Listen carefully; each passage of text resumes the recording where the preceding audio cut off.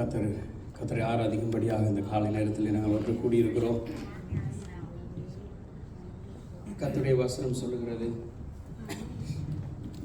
அவரை தொழுது கொள்ளுகிறவர்கள் அவரை ஆவியோடும் உண்மையோடும் தொழுது கொள்ளும்படியாக. இந்த காலை நேரத்தில் எத்தனையோ பேருக்கு கிடைக்காத சிலாக்கியம் கர்த்தர் எங்களுக்கு தந்திருக்கிறார்.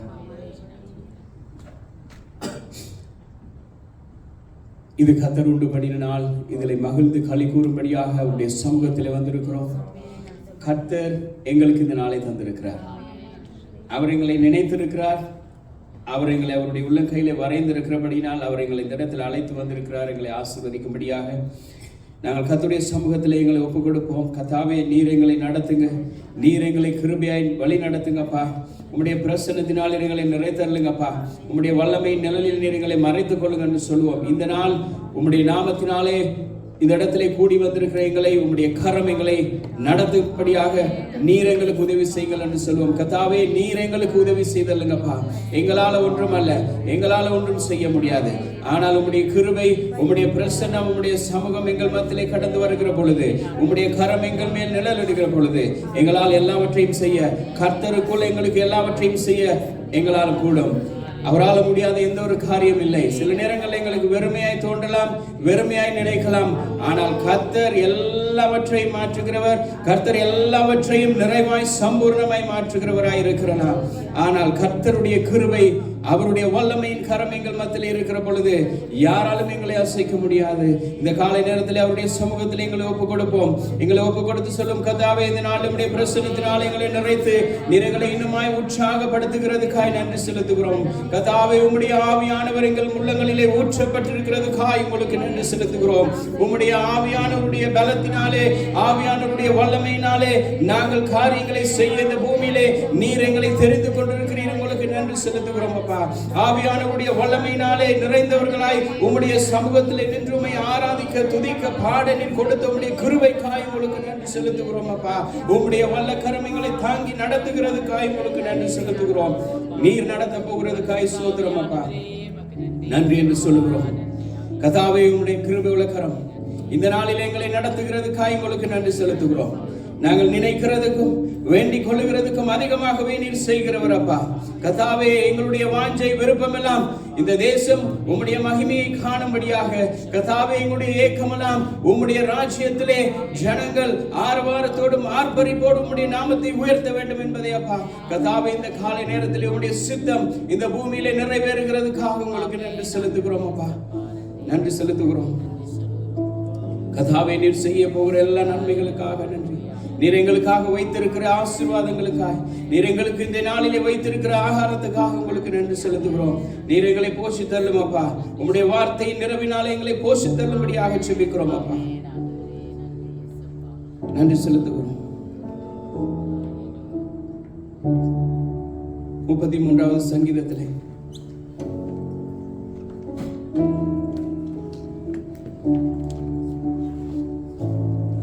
முதல் 5 வசனங்களை நாங்கள் வாசித்து அவருடைய நாமத்தை உயர்த்த போகிறோம். அவர் வல்லமை உள்ளவர், அவர் மகத்துவமானவர். அவர்களுடைய செய்கைகளை விவரிக்கிறதுக்காக நாங்கள் இந்த இடத்துல கூடி வந்திருக்கிறோம். அவருடைய செய்கைகளை விவரிக்கும்படியாக நாங்கள் இந்த பூமியிலே கூடி வந்திருக்கிறோம். இந்த பூமியிலே நாங்கள் நிற்கிறது அவருடைய மகிமையை சொல்லி அவருடைய நாமத்தை உயர்த்தும்படியாக. தேவனுடைய வசனம் சொல்லுகிறது, இந்த பூமியிலே மனுஷனை தேவன் உண்டாக்கினது பரிசுத்த சந்ததியை உருவாக்கும்படியாக. பரிசுத்த சந்ததியானது பரிசுத்தரை ஆராதிக்கவும் பரிசுத்தரை உயர்த்தும்படியாக அவர் எங்களை தெரிந்திருக்கிறார். இந்த காலை நேரத்தில் எங்களை ஒப்பு கொடுத்து நாங்கள் எல்லாருமே சேர்ந்து வாசிப்போம். நீதிமான்களே, கர்த்தருக்குள் களி கூறுங்கள். துதி செய்வது செம்மையானவர்களுக்கு தகும். சுரமண்டலத்தினால் கர்த்தரை துதித்து 10 நரம்பு வீணையினாலும் அவரை கீர்த்தனம் பண்ணுங்கள். அவருக்கு புதுப்பாட்டை பாடுங்கள். ஆனந்த சத்தத்தோட வாத்தியங்களை நேர்த்தியாய் வாசியுங்கள். கர்த்தருடைய வார்த்தையில் உத்தமமும் அவருடைய செய்கை எல்லாம் சத்தியமுமாய் இருக்கிறது. அவர் நீதியிலும் நியாயத்திலும் பிரியப்படுகிறார். பூமி கர்த்தருடைய காருண்யத்தினால் நிறைந்திருக்கிறது. கர்த்தாவே, உம்முடைய வசனத்தை நாங்கள் நினைவு கூறுகிறோம். இந்த பூமியானது உம்முடைய கிருபையினாலும் காருண்யத்தினாலும் நிறைந்திருக்கிறதுக்காக நன்றி. நாங்கள் எதை செய்தாலும், உமக்கு பாடல் பாடினாலும், துதித்தாலும், ஆராதித்தாலும், உம்முடைய வார்த்தைகளை தியானித்தாலும் கர்த்தாவே எல்லாவற்றையும் உம்முடைய நாம மகிமைக்கின்று நேர்த்தியாகவும் கர்த்தாவே முறையாகவும் செய்யும்படியாக நீர் எங்களிடத்தில் எதிர்பார்க்கிறேன். நீர் இந்த உலகத்தை, இந்த பூமியை உருவாக்கின பொழுது, மனுஷனை உருவாக்கின பொழுது சகலவற்றையும் நேர்த்தியாய் உருவாக்கினது போல உம்முடைய பிள்ளைகளாகிய நாங்கள் உம்முடைய சமூகத்தில் நிற்கிற பொழுது நேர்த்தியாய் உம்முடைய நாமத்தை உயர்த்த எல்லாவற்றையும் பரிசுத்தமாகவும் உன்னதமான பலியாக நாங்கள் எங்களை ஒப்புக் கொடுக்க கர்த்தர் எங்களுக்கு கிருபை செய்வீராகப்பா. உம்முடைய ஆவியானவருடைய வழிநடத்தல் இந்த இடத்துல கடந்து வருகிறதுக்காக உங்களுக்கு நன்றி செலுத்துகிறோம் அப்பா. கர்த்தாவே உம்முடைய பிரசன்னத்தினால் எங்களை நிரப்புகிறதுக்காக உங்களுக்கு நன்றி செலுத்துகிறோம். உம்முடைய கரம் எங்களை தாங்கி நடத்துகிறதுக்காக உங்களுக்கு நன்றி. நன்றி அப்பா, நன்றி. நீங்கள் செய்ய போகிற எல்லா நன்மைகளுக்காக நன்றி செலுத்துகிறோம் இயேசுவின் நாமத்தினாலே. ஆராதிக்கும் தேவன் நம்மை தப்பு வைக்க வல்லவராயிருக்கிறார். நாங்கள் தொடர்ந்து நம்முடைய கரங்களை உயர்த்தி நாங்கள் ஆண்டவரை நாங்கள் ஆராதிப்போம். கர்த்தர் தந்த இந்த நல்ல நாளுக்காக, இந்த அழகான நாளுக்காக கர்த்தரை நாங்கள் நன்றியோடு துதிப்போம். கர்த்தரை நாங்கள் கீர்த்தனம் பண்ணுவோம். அவர் வல்லமை உள்ள தேவன். அவர் நேற்றும் என்றும் என்றும் மாறாத எங்களுடைய தேவாதி தேவனாயிருக்கிறார். அப்பா, அவனை நாங்கள் துதிக்கிறோம். ஆண்டவரே, நீர் இந்த இடத்திலே வருகிறதற்காக நன்றி அப்பா. அப்பா, நீர் ஆண்டவரை நிறைவுள்ளவர் ஆண்டவரே, நீர் மாறாதவர் ஆண்டவரே, நீர் ஆண்டவரை மகிமையுள்ளவர் அப்பா, நீர் மாட்சிமையுடையவர் அப்பா. நிறைவான ஆவியானவர் ஆண்டவரே எங்களிடத்தில் வரும்போது ஆண்டவரே எல்லா குறைவுகளும் ஆண்டவரே மாறும் ஆண்டவரே. உம்மை நாங்கள் துதிக்கிறோம், உம்மை நாங்கள் துதிக்கிறோம் அப்பா. உமக்கு சோத்திரம் சோத்திரம். நன்றி ஆண்டவரே, நன்றி அப்பா, நன்றி ஆண்டவரே. அப்பா ஆண்டவரே, பலவீனம் ஆண்டவரே பலனாய் மாறும் ஆண்டவரே, எங்களுடைய தகப்பன் நீர் ஆண்டவரே. உமக்கு நன்றிகளை செலுத்துகிறோம் ஆண்டவரே. உம்மை துதிக்கிறோம், உம்மை துதிக்கிறோம். பரிசுத்தரே, உம்மை துதிக்கிறோம் ஆண்டவரே. நன்றி நன்றி நன்றி அப்பா.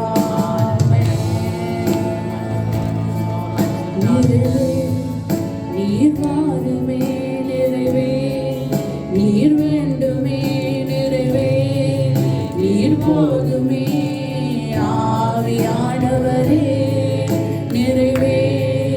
நீர் வாருமே நிறைவே, நீர் வேண்டுமே நிறைவே, நீர் போதுமே ஆவியானவரே. மனாந்திரம் வயல்வெளியாகுமே, பாழானது பயிர் நிலமாகுமே. வனாந்திர வயல்வெளியாகுமே,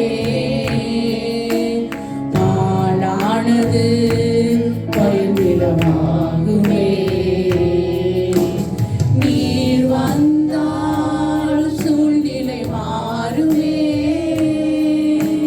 முடியாததும் சாத்தியமாகுமே. நீர் வந்தால் சூழ்நிலை மாறுமே, முடியாததும் சாத்தியமாகுமே. நிறைவே நீர் வாருமே நிறைவே, நீர் வேண்டுமே நிறைவே, நீர் போதுமே ஆவியானவரே நிறைவே. நீர் வாருமே நிறைவே, நீர் வேண்டுமே நிறைவே, நீர் போதுமே ஆவியானவரே. பலவீனம் பலனாய் மாறுமே, சுகவீனம் சுகமாய் மாறுமே. பலவீனம் பலனாய் மாறுமே, சுகவீனம் சுகமாய் மாறுமே. நீர் வந்தால் சூழ்நிலை மாறுமே, முடியாததும் சாத்தியமாகுமே. நீர் வந்தால் சூழ்நிலை மாறுமே, முடியாததும் சாத்திய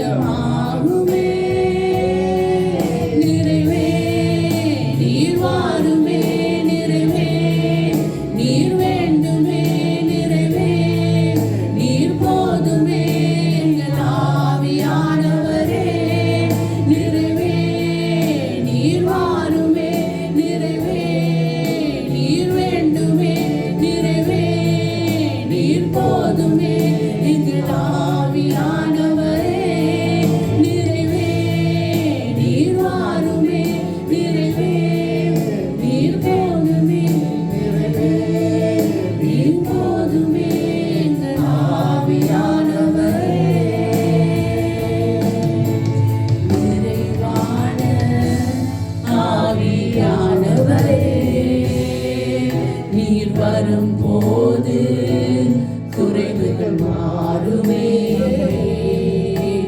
நீர் வந்தால் சூழ்நிலை மாறுமே. முடியாததும் சாத்தியமாகுமே. நீர் வந்தால் சூழ்நிலை மாறுமே. முடியாததும் சாத்தியமாகுமே. நிறைவே நீர் வாருமே. நிறைவே நீர் வேண்டுமே. நிறைவே நீர் போதுமே. ஆவியானவரே நிறைவே நீர் வாருமே. நிறைவே நீர் வேண்டுமே.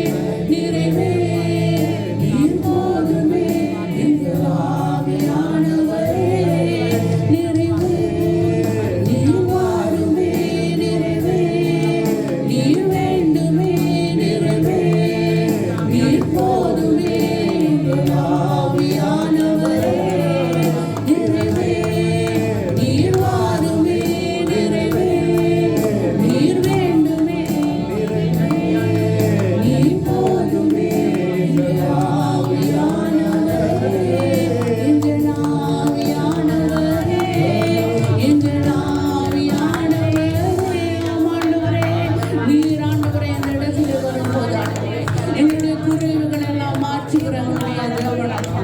நீர் ஆண்டவரே எங்களுக்கு பெரியவராய் இருந்த ஆண்டவரே பெரிய காரியங்களை செய்கிற தேவன் நீராய் இருக்கிறார். நாங்கள் துதிக்கிறோம். நாங்கள் ஆராதிக்கிறோம் அப்பா. உடைய நாமத்தை நாங்கள் உயர்த்துகிறோம் அப்பா. நன்றி நன்றி நன்றி தகப்பனே. நன்றி அப்பா. நன்றி ஆண்டவரே. நாங்கள் துதிக்கிறோம் துதிக்கிறோம் துதிக்கிறோம் ஆண்டவரே.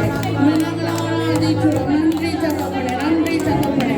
நீர் எங்களுடைய தேவன் அப்பா. இந்த இடத்திலே அப்பா உம்மை நாங்கள் ஆராதிக்க வந்திருக்கிறோம் ஆண்டவரே.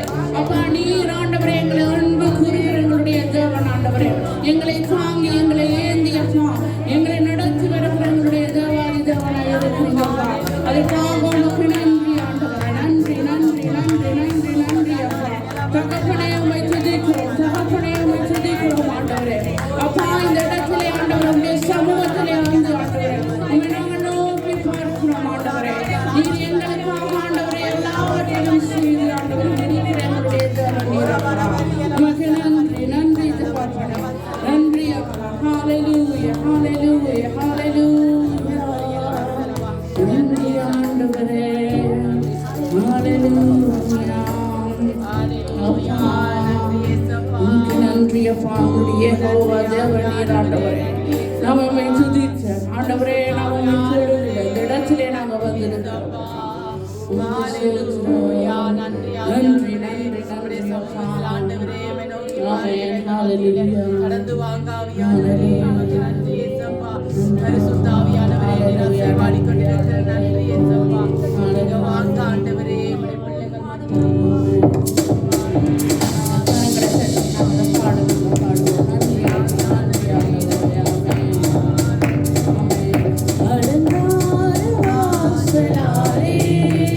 பிரவேசிக்க வந்து நிற்கிறோம்.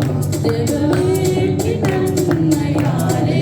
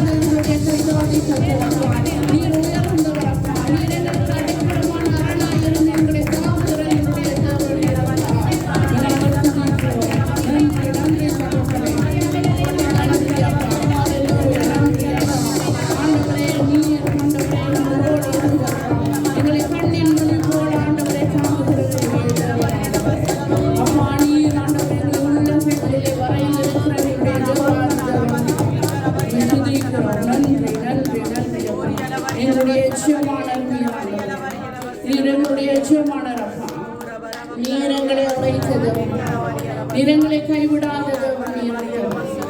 நன்றி அப்பா, நன்றி நன்றி தகப்பனே, நன்றி தகப்பனே, நன்றி தகப்பனே. ஹalleluya ஹalleluya ஹalleluya. நன்றி ஆண்டவரே, நன்றி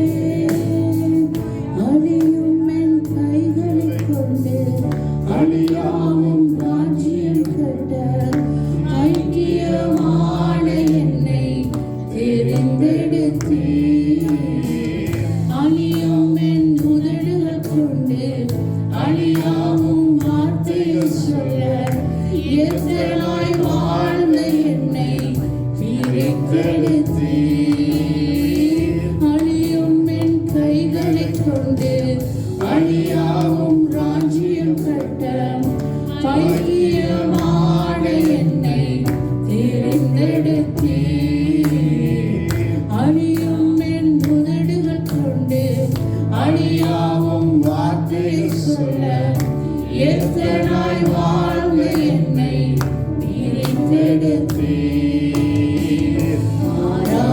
ஆராதிப்பேன் அதை எண்ணியே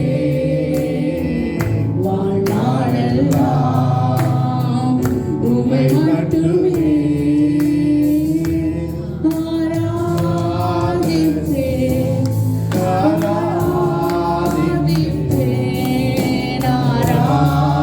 ஆராதிப்பேன், ஆராதிப்பேன். நன்றி அப்பா. ஆராதிப்பேன், ஆராதிப்பேன், ஆராதிப்பேன், ஆராதிப்பேன், ஆராதிப்பேன், ஆராதிப்பேன்,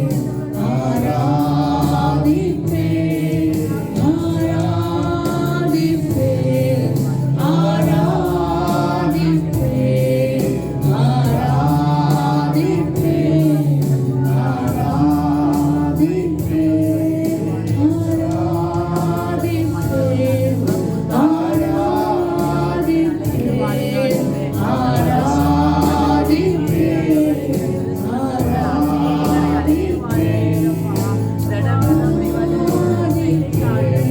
ஆராதிப்பேன், ஆராதிப்பேன்,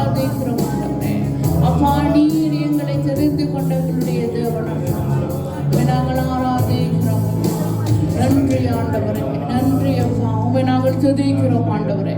அப்பா உம்மை நாங்கள் துதிக்கிறோம் ஆண்டவரே. அப்பா எங்களை நீ தெரிந்து கொண்ட ஆண்டவரே, எங்களை அரவணைத்து அப்பா இம்மட்டும் எங்களை ஆண்டவரை தாங்கி நடத்துகிற எங்களுடைய மாணவராய் இருக்கிறப்பா உம்மை நாங்கள் சுதந்திரிக்கிறோம் ஆண்டவரே. நீர் என்றும் ஆண்டவரே மாறாத எங்களுடைய தேவன் அப்பா. நீர் தேவாதி தேவன் ஆண்டவரே. அப்பா ஆண்டவரே நீர் கிருபையாய் ஆண்டவரே எங்களுக்கு மனம் இறங்குகிற எங்களுடைய தேவன் நீர் ஆண்டவரே. அப்பா நாங்கள் இந்த இடத்துல நிற்பது ஆண்டவரே உடைய சுத்த கிருபையாய் இருக்கிறது அப்பா. அப்பா உம்மை நாங்கள் துதிக்கிறோம். நன்றி நன்றி நன்றி நன்றி நன்றி அப்பா. நீர் எங்களுடைய உயிரான எங்களுடைய தேவன் அப்பா. எங்களுடைய உயிரோடு ஆண்டவரை எங்களுடைய கலந்து இருக்கிறீர் ஆண்டவரே. அதற்காக உம்மை நாங்கள் துதிக்கிறோம் அப்பா. நன்றி நன்றி நன்றி நன்றி தகப்பனே. ஹalleluya ஹalleluya ஹalleluya. நன்றி ஆண்டவரே. உயிரோடு கலந்த எங்களுடைய தேவன் நீர் ஆண்டவரே. எங்களுக்காக ஆண்டவரே நீர் கிடந்த எங்களுடைய தேவாதி தேவனாய் இருக்கிறீர். இம்மட்டும் ஆண்டவரே எங்களுடைய வாசம் செய்கிறவர்களுடைய தேவன் அப்பா. துதிகளின் மத்தியிலே வாசம் செய்கிற எங்களுடைய தேவன் நீர் ஆண்டவரே. உமக்கு நன்றி நன்றி நன்றி அப்பா. ஹalleluya. நன்றி ஆண்டவரே. நன்றி ஆண்டவரே. நன்றி அப்பா. நன்றி அப்பா. நன்றி ஆண்டவரே. ஹalleluya ஹalleluya ஹalleluya. நன்றி நன்றி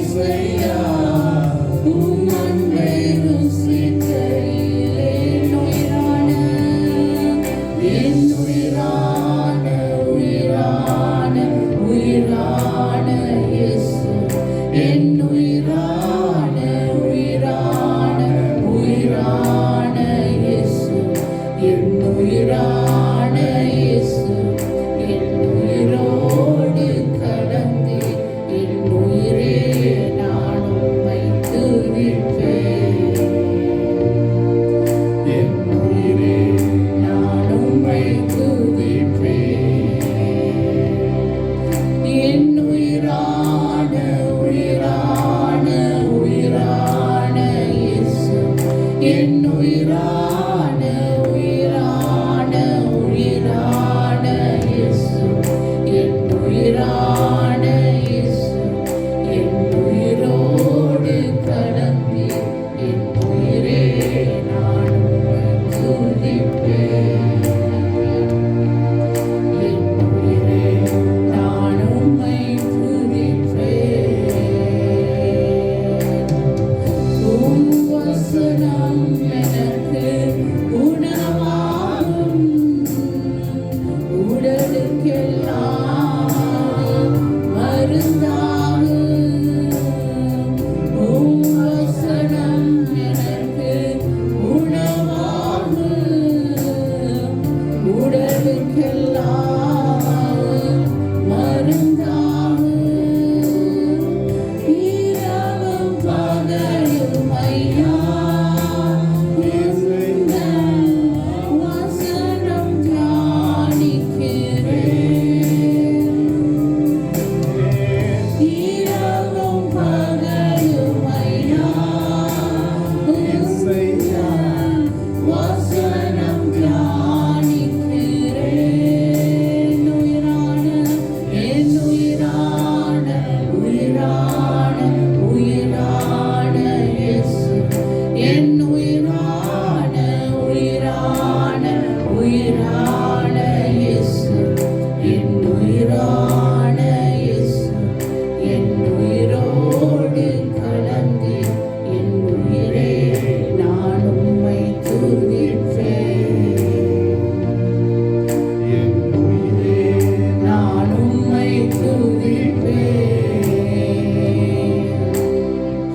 உம் திருநாமம் உலகத்திலே உயர்ந்த அடைக்கல அரணானே. உம் திருநாமம் உலகத்திலே உயர்ந்த அடைக்கல அரணானே. நீதிமானவனுக்குள்ளே ஓடி சுகமாயிருப்பானே.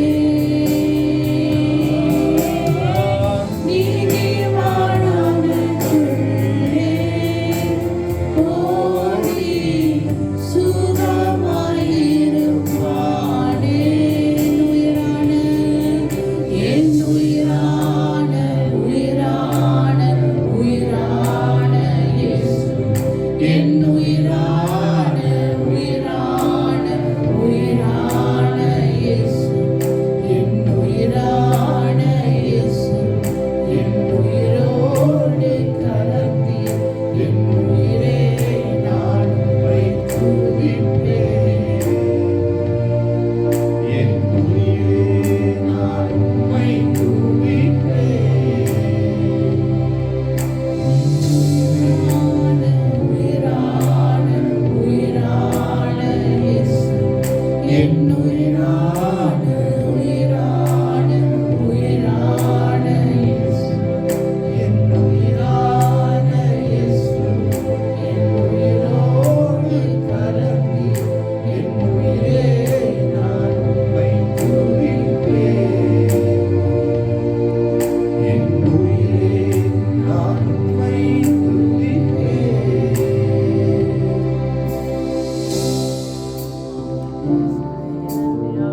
நன்றி செலுத்துகிறோம் அப்பா.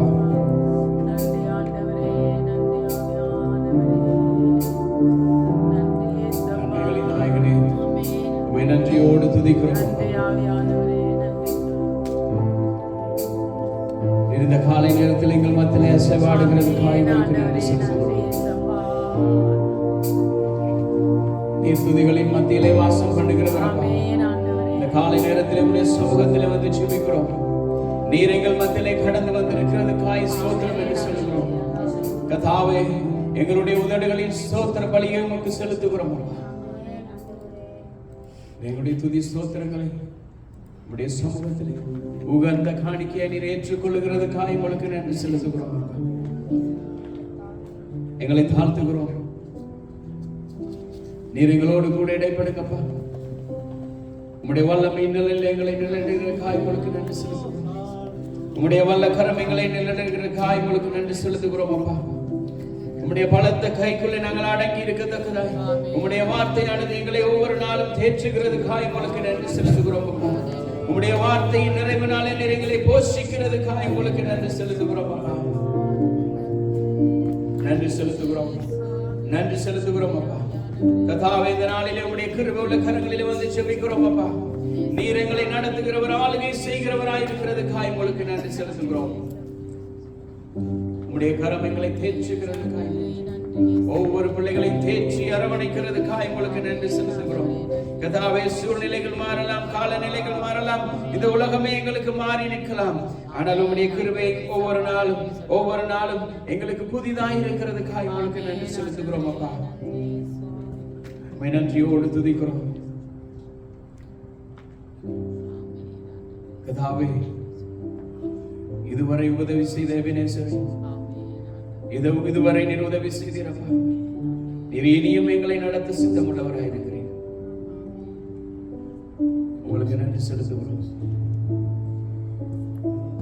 நன்றி செலுத்துகிறோம் அப்பா.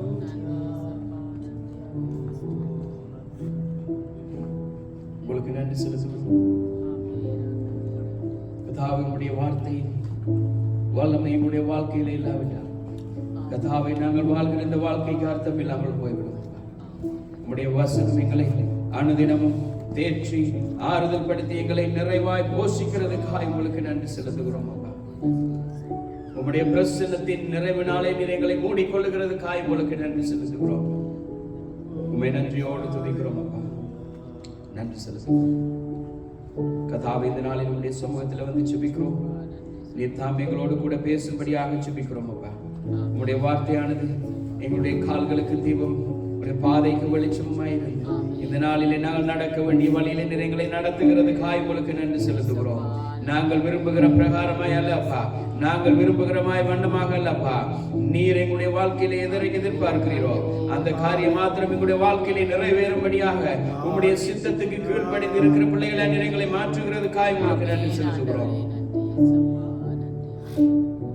உங்களுக்கு நன்றி செலுத்துகிறோம். நீர் நடத்துகிறதுக்காக நன்றி. இயேசுவின் நாமத்தில் ஒப்புக் கொடுக்கிறோம். இந்த நாள் கூட நீர் எங்களோடு பேசும்படியாக உங்களுக்கு நன்றி செலுத்துகிறோம். இயேசுவின் நாமத்தில் ஒப்புக் கொடுத்து ஜெபிக்கிறோம் நல்ல பிதாவே, ஆமென். நாளார் உங்களுடைய இடங்களை நாம் வந்துக்கிறோம்.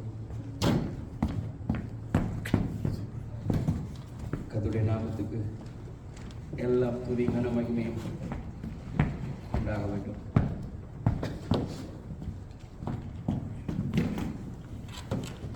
அனைவரும் நாட்கள் குறிப்பாக சகோதர சகோதரி குடும்பங்கள் எல்லாரும் சந்திக்க எங்களுக்கு கிருபை செய்திருக்கிறார்.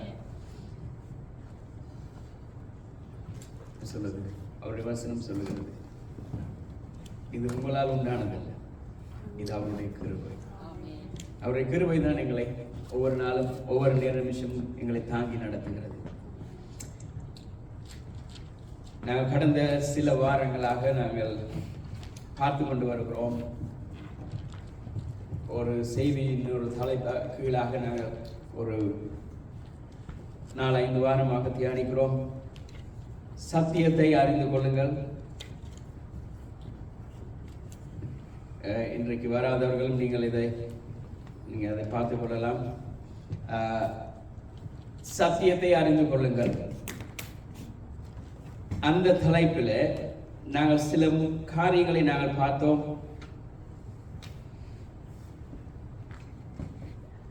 முதலாவது வாரம் சத்தியம் என்றால் என்ன, அந்த சத்தியத்தை எப்படி அறிந்து கொள்ளுகிறது என்று பார்த்தோம்.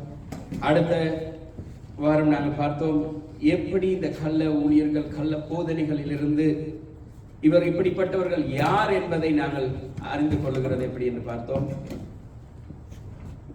போன வாரம் இப்படிப்பட்ட கள்ள உபதேசங்கள் கள்ள ஊழியர்களிடமிருந்து எப்படி சபை தன்னை பாதுகாத்துக் கொள்ளுகிறது என்று பார்த்தோம். இன்றைய நாளிலே நாங்கள் பார்க்க போகிறோம். இப்படிப்பட்டதான உபதேசங்கள், கள்ள போதனைகள், கள்ள ஊழியர்கள் இடமிருந்து நாங்கள் அவர்களுடைய கைகளிலே சிக்கிக் கொள்ளுகிற பொழுது எங்களுடைய ஆவிக்குரிய வாழ்க்கையில் ஏற்படுகிறதான விளைவுகளை குறித்து நாங்கள் பார்க்க போகிறோம். ஏன்னா இன்றைக்கு கடைசி காலத்தில் இருக்கிறோம். வேதத்திலே இயேசு கிறிஸ்து இந்த பூமியில வாழ்கிற பொழுதும் அவர் சொன்ன அதே காரியம், அதுக்கு பின்பதாக வந்த அவருடைய சீசர்கள் யாவருமே சொன்ன ஒரே ஒரு காரியம், இது கடைசி காலமாய் இருக்கிறபடினால் ஒருவனும் உங்களை வஞ்சியாதபடி, ஒருவனும் உங்களை மோசம் போக்காதபடி எச்சரிக்கையாயிருங்கள்.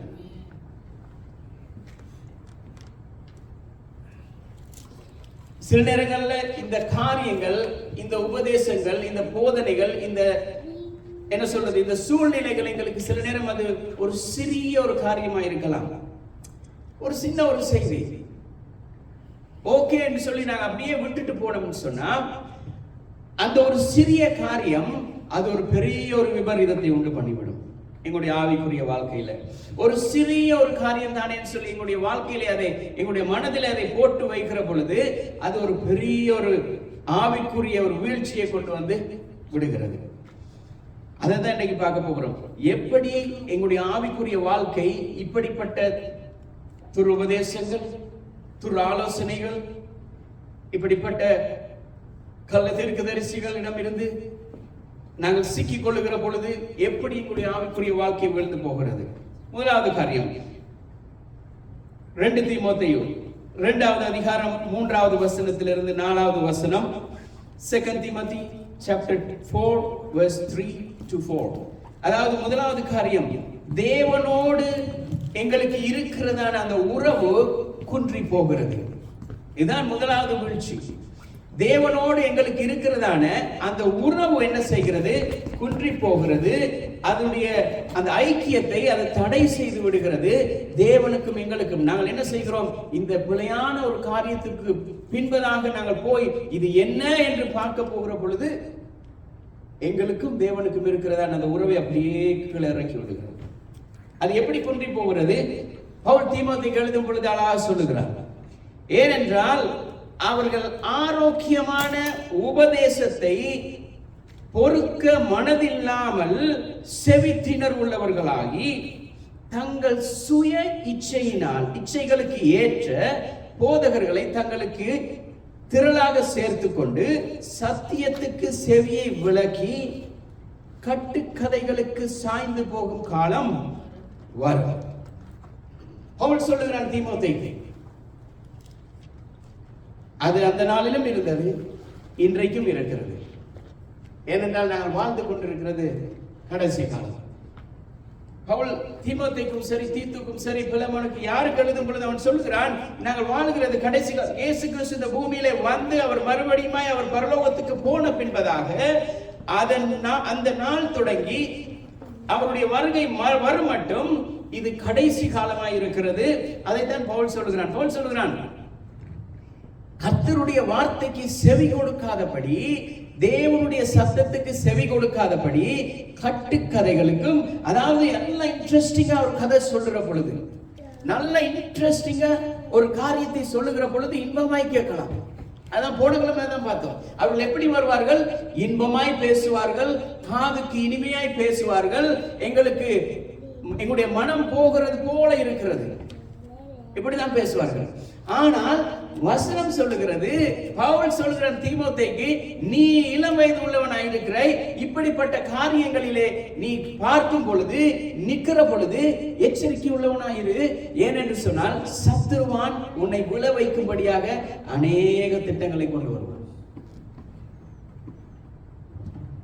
நீ சொல்லுகிற சத்தியத்துக்கு அவர்கள் செவி சாய்க்காதபடி அவர்களுடைய செவிகள் செவித்திணர்வு, அதாவது காதுகள் கேட்க கூடாத அளவுக்கு போய்விடும். சத்தியத்துக்கு செவி சாய்க்கவே முடியாது. தேவனுடைய சத்தியம் என்றால் ஐயோ, இன்றைக்கு அனைவரும் அப்படித்தான் செய்கிறார்கள். கர்த்தருடைய வார்த்தையை சொல்லுகிறதா, ஐயோ எவ்வளவு நேரம் தான் இதை கேட்கறது? 1 hour 2 மணி தியானம். ஆனா நாங்கள் போய் இலங்கை இந்தியா தேசங்களை போய் பார்த்தோம்னு சொன்னா 3 மணி தியானம், 4 மணி தியானம், 5 மணி தியானம் சபையில உட்கார்ந்து இருப்பாங்க, கேட்டுட்டு தான் இருப்பாங்க, செய்தியில இருப்பாங்க, தேவனை ஆராதிக்கிறாங்க. ஆனா இன்றைக்கு இந்த மேற்குலகம் என்ன தெரியுமா செய்கிறது? எல்லாவற்றுக்கும் ஒரு மாற்று வழியை உண்டாக்கி வைத்திருக்கிறது. தேவனுடைய வார்த்தைக்கு விரோதமாய் செயல்படுகிறதுக்கு எல்லா மாற்று வழியை உருவாக்கி அந்த தேவனுடைய சத்தத்துக்கு செவி கொடுக்காதபடி, கோவிட் வராதுக்கு முன்னால எப்படிப்பட்ட புயல் அடிச்சாலும் தேவனுடைய ஜனங்கள் தேவனுடைய ஆலயத்தில் நிற்பாங்க. ஆனா இந்த கோவிட்டுக்கு பிறகு இது யார் கொண்டு வந்தது? சத்ருவான் கொண்டு வந்த ஒரு திட்டம். இது உலகத்துக்காக அல்ல, அவனுடைய பிரதான நோக்கமே கிறிஸ்தவர்களுக்கு தடையை உண்டு பண்ணும். இன்றைக்கு இந்த கோவிட் வந்ததுக்கு பிறகு எத்தனை சபைகள் விழுந்து போனது, எத்தனை ஊழியக்காரர்கள் விழுந்து போனார்கள், எத்தனை ஜனங்கள் பின்வாங்கி போய்விட்டார்கள். காரணம் என்ன? தேவனுடைய வார்த்தையிலே அவர்கள் நிற்க முடியாததுனால. ஏன் நிற்க முடியல? அவர்கள் இந்த உலகத்தில் உள்ள காரியங்களுக்கு செவி சாய்த்து அதன் பக்கமாய் இழுப்புண்டு போனார்கள். அதைத்தான் பவுல் சொல்லுகிறார்கள். தங்கள் சுய இச்சைகளுக்கு ஏற்ற போதகர்களை தெரிந்து கொள்ளுகிறார்கள். தங்களுக்கு சொந்தமானது, தங்களுக்கு ஏற்ற, தங்களுக்கு விருப்பமானபடி. ஆனால் வேதம் சொல்லுகிறது, அவருடைய வசனத்துக்கு உண்மையாய் செவி சாய்க்கிறவர்களுக்கு தான் அவர்கள் மேல் கர்த்தருடைய கண்கள் நோக்கமாகவே இருக்கிறது. அவருடைய கண்கள் இந்த பூமி எங்கு உலாவிக் கொண்டிருக்கிறது. யார் தேவனுடைய பிள்ளைகள் உண்மையாய் அவருக்கு இருக்கிறார்களோ, ஆராதனை செய்கிறார்களோ, அவர்கள் மேல் அவருடைய கண்கள் நோக்கமாகவே இருந்து கொண்டிருக்கிறது. இந்த கடைசி காலத்தில் கர்த்தருடைய வார்த்தைக்கு செவியை விலக்கி எல்லா கட்டுக்கதைகளையும் கேட்கிறது. எல்லா கூட்டம் இன்னைக்கு எப்படிப்பட்ட கூட்டம் சரி, அந்த இடத்துல பெரிய ஒரு கூட்டம் நிற்கும். ஆனால் சத்தியத்தை சொல்லும்படியாக ஒரு கான்ஃபரன்ஸோ, அப்படி இல்லாவிட்டால் சத்தியத்தை சொல்லும்படியாக தேவனுடைய வார்த்தையை படித்து கொடுக்கும்படியாக ஒரு கூட்டம் நடத்தினால் 2 மணித்தியாலம் 3 மணித்தியாலம் 4 மணித்தியாலம் நடத்தினால் அங்க இருக்கிறது ஒரு 10 பேர் 15 பேர் தான் நிற்பாங்க. காரணம் என்ன? தேவனுடைய வார்த்தையை கேட்க முடியாது. இயேசு கிறிஸ்து இந்த பூமியில எதையெல்லாம் சொன்னாரோ, பவுல் மறுபடியுமாய் அந்த வார்த்தைகள் எல்லாம் அவனுக்கு பின்பதாக வருகிற எல்லா ஊழியக்காரர்களுக்கும் எழுதி வைக்கிறான். அவனுக்கு பின்பதாக வருகிறதான இந்த காலத்து சபைகளுக்கு எழுதி வைக்கிறான். எப்படிப்பட்டவர்களாய் நாங்கள் இந்த பூமியில இருக்க வேண்டும். ஏனால் இயேசு கிறிஸ்து சொன்னதையும் கேட்கிற மாதிரி இல்ல, அதுக்கு பின்பதாக வந்து அவருடைய ஊழியக்காரர் சொன்ன எந்த ஒரு வார்த்தையுமே கேட்கிறதாக இல்லை. ஏனென்று சொன்னால் எங்களுடைய மனம் இருமா படைந்திருக்கிறது. இந்த உலகத்தின் இன்பங்களின் நிறைவினாலே எங்களுடைய இருதயம் நிரப்பப்பட்டிருக்கிறது. அதாவது இந்த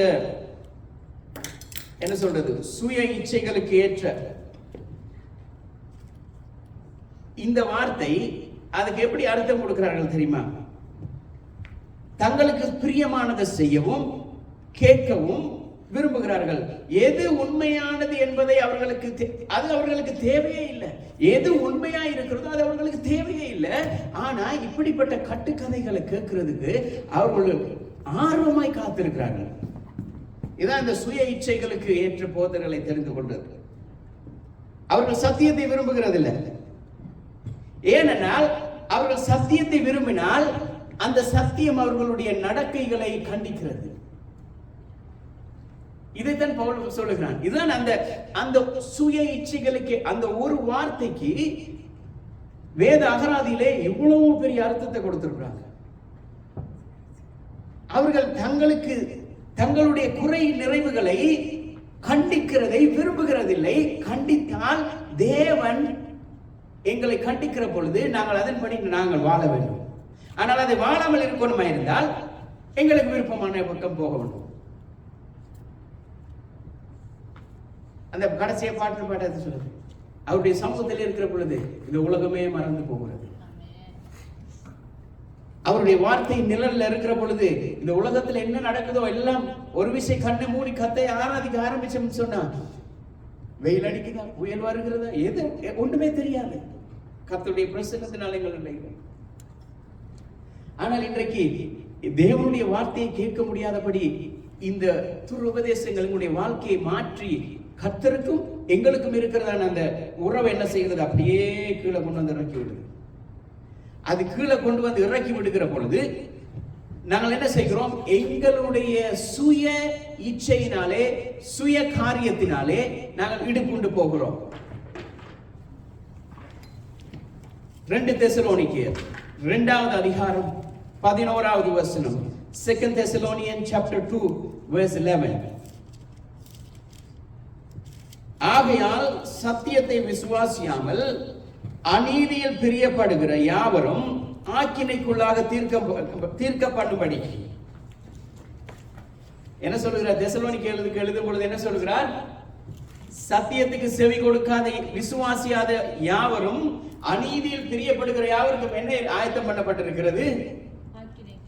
ஆக்கினை தீர்ப்பு. இன்னைக்கு அநேகருடைய இதான் இன்னைக்கு இந்த காலத்து கிருபையின் சுவிசேஷம் இப்படித்தான் இருக்குது. எப்படின்னு சொன்னால், நாங்கள் இயேசு கிறிஸ்துவின் ரத்தத்தினால் கழுவப்பட்டவருடைய பிள்ளைகளா இருக்கிறபடினால எங்களுக்கு பரலோகம் நிச்சயமாயிற்று. எதை செய்தாலும் பரவாயில்ல. ஆனால் கர்த்தருடைய வசனம் சொல்லுகிறது, தெசலோனிக்கேயருக்கு எழுதும் பொழுது பவுல் சொல்லுகிறான், நாங்கள் தேவனுடைய வார்த்தையை விசுவாசித்து அந்த நீதியிலே நடக்காதபடி அநீதியில பிரியப்படுகிற பொழுது ஆக்கினை தீர்ப்பு எங்களுக்கு நியமிக்கப்பட்டிருக்கிறது. இன்றைக்கு நாங்க நினைக்கிறோம் பிழையான ஒரு காரியத்தை போதிக்கிறது இல்ல, தேவனுடைய வார்த்தையவே மாற்றி போதித்தாலே அது பிழையான உபதேசம் தான். அதான் பவுல் சொல்லுகிறான், கிருபை கிருபை கிருபை கிருபைன்னு சொல்லி இந்த கிருபையை வீணாய் பயன்படுத்துகிறார்கள். அது என்ன செய்கிறது? எங்களுடைய ஆவிக்கும் எங்களுக்கும் தேவனுக்கும் இருக்கிற உறவை பிரிக்கிறது. ஆனா வேதம் சொல்லுகிறது, அவர் பரிசுத்தமாயிருக்கிறார், அவர் பரிசுத்தர், ஆகையால் நீங்களும் பரிசுத்தர் சொல்லுங்க. பரிசுத்தமாய் இருங்கள். இருங்கள் சொன்னா நாளைக்கு காலையில் எழுப்பினாலும் அது சொல்லுகிறது பரிசுத்தமாயிருங்கள். நாளை அன்றைக்கு காலையில் எழுப்பினாலும் அது சொல்லுகிறது பரிசுத்தமாயிருங்கள். அடுத்த நாள் எழுப்பினாலும் சொல்லுது உண்மையாயிருங்கள். பரிசுத்த இது நாள்தோறும் நடக்கிறது. கிருபை இருக்கிறது. கிருபை இருக்கிறது போலவே இந்த பரிசுத்தமாகுதல் நடந்து கொண்டே இருக்கிறது. எஸ், நீதிமான்கள் நாங்கள். நீதிமான்களாய் இருந்தாலும் ஆபிரகாம் கர்த்தருக்கு முன்பதாக நீதிமானாய் இருந்தான். நீதியாக எண்ணப்பட்டது என்று சொல்லப்படுகிறது. அவருக்கு அது அவர் தேவனுடைய பார்வையிலே அவன் நடந்த விதம் நீதியாக எண்ணப்பட்டபடியினால் அவனை நீதிமான்கள் என்று சொல்லுகிறோம். அவனை நீதிமான் என்று சொல்லுகிறோம். அவருடைய பார்வையிலே நாங்கள் நீதிமானாய், அவருடைய பார்வையிலே எங்களுடைய நடக்கை நீதியாக இருக்கிற பொழுது எங்களை பார்த்து நீதிமான்கள் என்று சொல்லுகிறார். நாங்கள் சத்தியத்தை இழக்கிற பொழுது ஆவிக்குரிய வாழ்க்கையின் திசை திரும்புகிறது. நாங்கள் ஆவிக்குரிய தேவனுடைய வார்த்தையை விட்டு விலகுற பொழுது எங்களுடைய ஆவிக்குரிய வாழ்க்கையின் நிலையிலிருந்து அப்படியே நாங்கள் விலகி போகிறோம். இது முக்கியமான ஒரு காரியம். தேவனோடு இருக்கிற உறவு குறைவுபடுகிற பொழுது என்ன நடக்கிறது? எங்களுடைய ஜெப ஜீவியம் குறைகிறது. எங்களுடைய ஆவிக்குரிய வாழ்க்கையிலே ஒரு அந்தகாரம் உண்டாகிறது. எரேமியா 2வது அதிகாரம் 13வது வசனத்திலே தான் சொல்றார். Jeremiah chapter 2 verse 13. என் ஜனங்கள் 2 தீமைகளை செய்தார்கள். ஜீவ தண்ணீர் ஊற்றாகிய என்னை விட்டு விட்டார்கள். தண்ணீர் நிற்காத தொட்டிகளாகிய வெடிப்புள்ள தொட்டிகளை தங்களுக்கு வெட்டி கொண்டார்கள். ஜீவ தண்ணீராகிய அவரை நோக்கி பார்க்க மறந்தார்கள். நோக்கி பார்க்க மறந்த அவர்கள் அடுத்த காரியம் என்ன செய்கிறார்கள்? அந்த ஜீவ தண்ணீர் வருகிற அவரை நோக்கி கூப்பிடுகிற அந்த ஜனங்கள் தங்களுக்கு ஒரு தொட்டியில் தண்ணி நிற்காத வெறுமையான ஒரு காரியத்தை தங்களுக்கு ஏற்படுத்தி கொண்டார்கள். இதுதான் இந்த துருபதேசம். அவரை சார்ந்திருக்கிறதை விட்டுட்டு இந்த உலகத்தை சார்ந்திருக்க ஆரம்பித்தார்கள். அதைத்தான் அவர் எச்சரிக்கிறார். என்னுடைய ஜனங்கள் தேவனுடைய ஜீவ ஊற்றாகிய என்னை மறந்தார்கள். என்னிடத்துல வந்து கேட்க மறந்தார்கள், அப்பா பிதாவே என்று கூப்பிடுகிறதுக்கு மறந்தார்கள். ஆனால் தங்களுடைய மனம் எங்கெல்லாம் போகிறதோ அங்கெல்லாம் போகிறதுக்கு தங்களுடைய வழிகளை அவர்கள் திறந்து வைத்தார்கள். ஜீவ ஊற்று அவரிடத்துல இருக்குது. அவர் சொல்றார், என்னிடத்துல வருகிறவனை நான், அது யாரா இருந்தாலும் சரி, அப்பான்னு சொல்லி என்னிடத்துல ஒருத்தன் வந்து கூப்பிடுகிற பொழுது என்னுடைய மனம் அவனுக்காக உருகிறது. அதுதான் அவர் சொல்லுகிறார். இரண்டாவது காரியம், எங்களுடைய ஆவிக்குரிய கண்கள் குருடாக்கப்படுகிறது. முதலாவது, எங்களுடைய ஆவிக்குரிய வாழ்க்கை தேவனுக்கும் எங்களுக்கும் இருக்கிறதான வாழ்க்கையிலிருந்து நாங்கள் பிரிந்து போகிறோம். அடுத்த காரியமாக, எங்களுக்கும் தேவனுக்கும் இருக்கிறதான அந்த சூழ்நிலையை விட்டு விலகிற பொழுது எங்களுடைய ஆவிக்குரிய கண்கள் குருடாக்கப்படுகிறது. எது தேவ சித்தம் என்பதை அறிய முடியாதபடி, எது தேவனுடைய செயல் என்பதை அறிய முடியாதபடி எங்களுடைய கண்கள் குருடாக்கப்படுகிறது. எங்களுடைய கண்கள் குருடாக்கப்படுகிற பொழுது சத்தியத்தை விட்டு விலகி ஓடுகிறோம். எபிரேயர் 5வது அதிகாரம் 12வது வசனத்திலிருந்து 13வது வசனம் வரைக்கும். Hebrew chapter 5 verse 12 and 13. இது எப்படி தெரியுமா? இந்த ஆவிக்குரிய குருட்டாட்டம் என்ன தெரியுமா? இந்த சத்தியத்தையும் பொய்யையும் வேறு பிரிக்க தெரியாதபடி தடுமாறுகிறோம். இதான் ஆவிக்குரிய குருட்டாட்டம். சத்தியத்தையும் பொய்யையும் வேறு பிரிக்க தெரியுதில்லை. ஐயோ எது சத்தியம் எது, ஐயோ ஆண்டவரே ஒரே குழப்பமா இருக்குது, எப்படி நான் இதை கண்டுபிடிக்கிறது? காலத்தை பார்த்தால் போதகராய் இருக்க வேண்டிய உங்களுக்கு தேவனுடைய வாக்கியங்களின் மூல உபதேசங்களை மறுபடியும் உபதேசிக்க வேண்டியதாய் இருக்கிறது. நீங்கள் பலமான ஆகாரத்தை அல்ல பாலை உண்ணத்தக்கவர்கள் ஆனீர்களே. அநேகருக்கு கேள்வி, இந்த நிருபத்தை யார் எழுதியிருப்பாருங்க? ஆனா இந்த எழுதி இருக்கிற அந்த ஸ்டைல பார்க்கிற பொழுது இது பவுல் எழுதியிருப்பாருன்னு சொல்லி அநேகர் நம்புகிறார்கள். ஏன்னா பவுல் தான் இப்படிப்பட்ட காரியங்கள் எல்லாம் சொல்லுவாங்க. காலத்தை பார்த்தா நீங்களும் போதகரா இருக்க வேண்டியவங்க. ஆனா நிலைமை எப்படி இருக்கிறது? மறுபடியும் உங்களுக்கு பாலை கொடுத்து, பேபி ஃபுட்டை கொடுத்து, மறுபடியுமாய் சாப்பாடு அரைச்சி கொடுக்க வேண்டிய சூழ்நிலை. பெரிய ஆகாரத்தை, பலமான ஆகாரத்தை கொடுக்கவே முடியாம இருக்குது. காரணம் என்னன்னு சொன்னா கேட்க முடியதில்லை. எங்களுடைய செவிகளிலே திணர்வு உண்டாயிருக்கிறது. செவிகளிலே கேட்க முடியாதபடி மந்தம் உண்டாயிருக்கிறது. ஏனென்றால் சத்தியத்தை பொறுக்க மனம் இல்லாதபடியா. பால் உண்கிறவன் குழந்தையாய் இருக்கிறபடியினாலே நீதியின் வசனத்திலே அவனுக்கு பழக்கம் இல்லாமல் இருக்கிறது. அவனுக்கு நீதியின் வசனத்திலே பழக்கம் இல்லாதபடியினாலே அவனுடைய ஆவிக்குரிய கண்கள் குருடாய் இருக்கிறதினாலே இந்த சத்தியத்தை சரியது பொய்யது என்பதை புரிந்து கொள்ள முடியாமல் இருக்கிறது. இதுதான் எங்களுடைய ஆவிக்குரிய வாழ்க்கையினுடைய அடுத்த கட்டத்துக்கு எங்களை நகர்த்தி கொண்டு போகிறது. தேவனோடு இருக்கிற உறவு இல்லாமல் போயிட்டது. அடுத்து எங்களுடைய ஜெபஜீவியம் குறைபடுகிறது. ஜெபஜீவியம் குறைபடுகிற பொழுது தேவனை கூப்பிடுகிறதுக்கு பதிலாக எங்களுடைய சொந்த வழியிலே நாங்கள் நடக்க ஆரம்பிக்கிறோம். வளர்ச்சி இல்லாத விசுவாசம் பலவீனமானது. சொல்லுகிறோம் விசுவாசிக்கிறோம் பிரதர். எப்படி விசுவாசிக்கிறீங்க? என்ன செய்ய பிரதர்? என்ன செய்ய சிஸ்டர்? இப்படிதான் நடக்குது. விசுவாசம் இருக்குது, அந்த விசுவாசம் பலவீனப்பட்டிருக்கிறது. இது weaker faith இருக்குது. It's not the growing faith, it's weaker faith. விசுவாசம் தினந்தோறும் வளர வேண்டிய ஒரு காரியமா இருக்கிறது. அது என்ன தெரியுமா? இந்த விசுவாசம் என்கிற இந்த காரியம் தினந்தோறும் ஒவ்வொரு நாளும் வளர வேண்டிய ஒரு உயிருள்ள காரியம். எப்படி ஒரு மனுஷன் நீதிமானாய் இருந்தாலும் ஒவ்வொரு நாளும் பரிசுத்தம் உள்ளவனாய் மாறுகிறானோ, அது எப்படி உயிருள்ள ஒரு காரியமாய் இருக்கிறதோ அதே போல இந்த விசுவாசமும் ஒரு உயிருள்ள காரியம். ஒவ்வொரு நாளும் அடுத்த நாள் எழும்புகிற பொழுது எப்படி நாங்கள் எழும்புகிறோமோ அந்த நாளை நாங்கள் சந்திக்க போகிறோம் என்பதை விசுவாசத்தோடு நாங்கள் பார்க்கிறோம். எங்களுடைய உயிர் அதுக்குள்ள இருக்கிறது. இதுதான் விசுவாசம். 1 கொரிந்தியர் 2வது அதிகாரம் 6வது வசனம் அதான் சொல்கிறது. அந்த தேவ ஞானம் எங்களுக்கு இருக்கணும். அந்த தேவனுடைய ஞானம் எங்களுக்கு இல்லாவிட்டால் இதை நாங்கள் பகிர்ந்து அறிந்து கொள்ள முடியாது, நாங்கள் பிரித்து பார்க்க முடியாது. இதை பிரித்து பார்க்க வேண்டுமாயிருந்தால் ஆழமான சத்தியத்துக்குள்ள எங்களை வளர முடியாதபடி இந்த ஆவிக்குரிய கண்கள் குருடாக்கப்பட்டிருக்கிறதுனால எபிரேயர்ல அதான் சொல்றார், நீதியின் வசனத்திலே பழக்கம் இல்லாதவர்களாய் இருக்கிறோம். எந்த வசனத்தை சொன்னாலும் விளங்காது. சில நேரம் சின்ன சண்டே ஸ்கூல் பிள்ளைகிட்ட கேட்டா தெரியும், ஆபிரகாமுக்கு தேவன் எத்தனை வயசுல பொருத்தனை பண்ணினார், எத்தனை வயசுல குழந்தையை கொடுத்தார். ஆனா சில நேரம் அனுபவம் இல்ல வளர்ந்த ஒரு கிறிஸ்தவரிடத்துல போய் இந்த கேள்வியை கேட்டா அப்பதான் பைபிளை புரட்டணும். காரணம் என்ன தெரியுமா? பழக்கம் இல்லை. ஆனா வெளியே வந்து சொல்லுகிற பொழுது உங்களுக்கு தெரியுமா பிரதர், இந்த வேதத்தை நான் 10 முறை வாசி முடிச்சிட்டேன். ஆனா நாங்கள் 10 முறை வாசித்து முடிச்சாலும் இன்றைக்கு பேசின அதே வார்த்தை நாளைக்கு அதே வார்த்தை வேற விதமா எங்களை பேசும். இன்றைக்கு பேசிய அதே வார்த்தை நாளை மறுதினம் வேறு ஒரு விதமாய் பேசும். அதே வார்த்தை திரும்ப திரும்ப வருகிறது, ஆனா வேறு விதமா எங்களுக்கு பேசுகிறது. அதே வார்த்தை மாறவில்லை.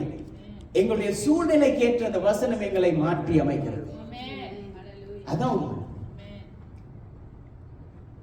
தேவனுடைய வார்த்தையில் இருக்கிற அந்த ஆழமான சத்தியங்களை எடுத்துக்கொள்ள மறுக்கிறது நிமித்தமாக என்ன நடக்குது தெரியுமா? எங்களுடைய முதிர்ச்சியற்ற நிலைமையை இது காட்டுகிறது. தேவனுடைய ஆழமான சத்தியத்தை நாங்க ஏற்க மறுக்கிற பொழுது நாங்க முதிர்ச்சி இல்லாதவர்கள் என்று சொல்லி அதுக்கு வெளிப்படையாக காட்டுகிறது. இதன் மூலம் அதுக்காக சொல்லுகிறார், இப்படிப்பட்ட போதனைகளை துருபதேசங்களை கொண்டு வருகிற, கடந்த வாரத்துக்கு முதல் வாரம் பார்த்தோம், எப்படி அடையாளம் கண்டு கொள்ளுகிறது. சத்தியத்தில் நிலைத்திருந்தால் இப்படிப்பட்டவர்கள் இவர்கள் பலவீனமானவர்கள் என்பதை அறிந்து கொள்ள முடியும்.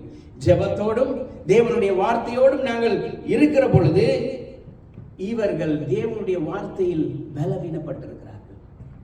இன்னைக்கு அது தெரியாதனால தான் இன்னைக்கு என்ன செய்யணும் நினைக்குது, கண்டுபிடிக்க முடியுதில்லை.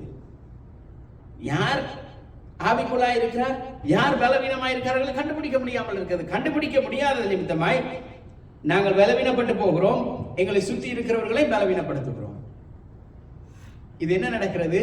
நாங்களும் ஆவியில விழுந்து எங்களை சூழ நிற்கிறவர்களையும் ஆவியிலே விழுத்த வேண்டிய சூழ்நிலைக்குள்ள கொண்டு வருகிறது. 1 கொரிந்தியர் 3வது அதிகாரம் 1வது வசனத்திலிருந்து 3வது வசனம் வரைக்கும். 1 Corinthians chapter 3 verse 1 to 3. மேலும் சகோதரரே, நான் உங்களை ஆவிக்குரியவர்கள் என்று எண்ணி உங்களுடனே பேசக்கூடாமல் மாம்சத்துக்குரியவர்கள் என்றும் கிறிஸ்துவுக்குள் குழந்தைகள் என்றும் எண்ணி பேச வேண்டியதாயிற்று. பவுல் சொல்லுகிறான், ஐயோ உங்களை நான் நினைச்சு வந்த காரியம் என்னென்று சொன்னால், நீங்கள் எல்லாரும் தேவனுடைய வார்த்தையிலே வளர்ந்து நிற்கிறீர்கள் என்று சொல்லி. சில நேரம் சிலர் சொல்லுவோம் தெரியுமா, ஆளை பார்த்து 6 அடி உயரம் வளர்ந்துருக்கிறான், ஆனா அவனுக்கு அறிவே இல்லை. இன்றைக்கு ஆவிக்குரிய வாழ்க்கையிலையும் ஆட்கள் வளர்ந்து நிற்கிறார்கள், ஆனால் பார்க்கிற பொழுது அறிவு மந்தமா இருக்குது. காரணம் என்ன தெரியுமா? வளராம இருக்கிறார். அதான் பவுல் சொல்லுகிறார். இதுதான் பவுல் சொல்லுகிறான் இந்த கொரிந்தி சபைக்கு. உங்களை எல்லாம் பார்த்து நான் வந்தது எப்படின்னு சொன்னா, ஒரு பலமான ஒரு ஆகாரத்தை கொண்டு வந்திருக்கிறேன். நல்ல ஒரு ஸ்டேக், நல்ல ஒரு எலும்பும் சதையுமா ஒரு மீட், ஒரு பெரிய ஒரு ஆகாரத்தை கொண்டு வந்து இங்க பார்க்கிற பொழுது உங்களுக்கு இதை கடிக்க முடியாது.